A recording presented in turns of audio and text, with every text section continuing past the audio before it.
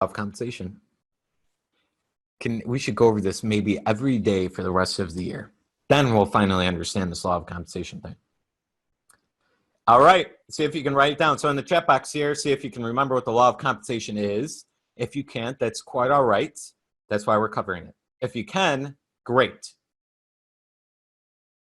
What do you think? Law of compensation, what are the 3 points? And which one do we focus on?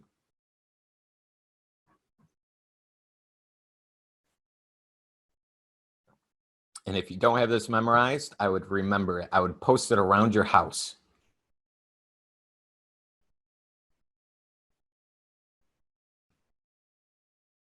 Allie's right on with it. John's chiming in there. Great. And Nick as well. Jim and Lorraine, you got a little extension on there. It's not the law of compensation, but that's the extension of it. Great. Anybody else want to chime in before we go? Good. Natalie nailed it. Got it. Nick's nailed it. Armando, you got one of the points there. Okay. Walter chime in as well. All right. Law of compensation dictates the exact amount of money. It's literally the rule. It's like you're playing a game. I always call life a game. You're playing this game of life, and you got to know the rules. Now, most people never know the rules because we're never taught them. That's why we're in this program, right? We need to know the rules. We need to understand them. There is literally a rule, and you can play with it. You can use it, and you can see the full effect of it within 24 hours, okay? You can see this. Don't just listen. Be the doer of the work. Go out there and do it, and you'll see the immediate shifts of this. So there's 3 components with this that shows you the exact ratio of how you're going to be paid for economic service. There's a difference between service and economic service. So we're going to start defining that a little bit better. Economic service that you're bringing to the marketplace. Okay. Number 1, the need for what you do. Number 2, your ability to do it. And number 3, the difficulty there is in replacing you. Okay. If we increase any one of those 3, we're going to earn more money. If the need for what you do, for some reason, that's not usually controlled by you, but if the marketplace takes off like a rocket, for example, say coaches, maybe the need for what they do is tripled by some unleashing. There are so many people increase their need for getting coached. Say it tripled. Well, you have a ton more people to provide service to, okay? Your ability to do it, that's where we focus. We'll go over that. Of course, many of you know that. But if you increase your ability to do it, you're going to rocket your income up. And the difficulty is replacing you will increase as number 2 increases. Okay. Now we focus on that one. It's broken up into 2 things. Quality of service, quantity of service. If you want to increase your income, so maybe you're at $10,000 now and you want to increase to $50,000 a month by the end of 2018. That's all you have to do. It's that simple. Increase the quality of service, economic service, increase the quantity of economic service. Okay.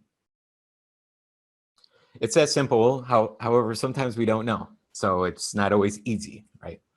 We have to do a lot of uncomfortable things that we have never done before to increase our service. Okay. But that's the basis here. So what does this mean to you? Do you remember what that means, how you're going to do it?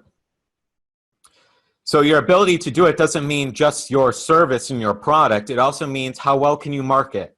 How well can you sell? If you don't like the word sell, how well can you help somebody from everyday person to buying your product or service if they're a good fit for it? That's basically what selling is. So how good are you at doing that?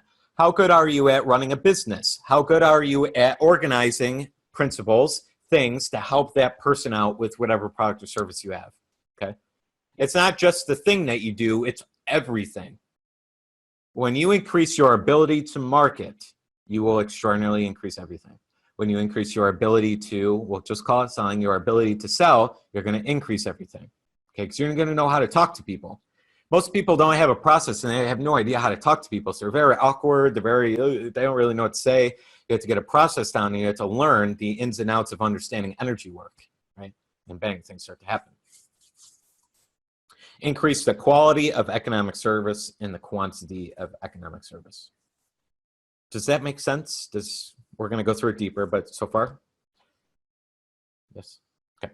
So I would definitely suggest deeply, even if you already know this, go ahead and write some ideas down on how you can increase your quality of economic service and the quantity of economic service.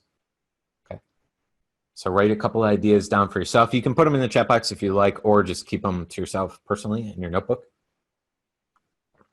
I encourage you not to be the person that doesn't do it though.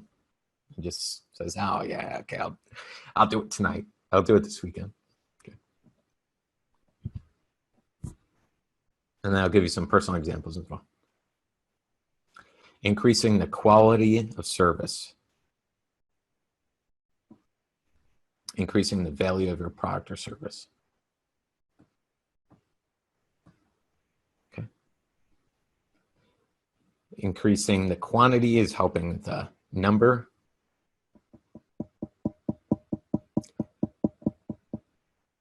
Now I'm going to keep doing a little talking here while you're brainstorming so you can grab some tidbits while I'm talking here. Is if you haven't earned that much money in the last month, it's because you really haven't provided economic service. You're valuable. You're a great mother, father, brother, sister, son, daughter, whatever relationships you have. Yes, you're highly valuable, just not to the marketplace. It's not a bad thing. You don't have to feel, oh my God, you have to feel self-image. No, it's not good. No, you're just not valuable to the marketplace. You're not bringing a service to sell into this world that we live in, this economic marketplace. Okay.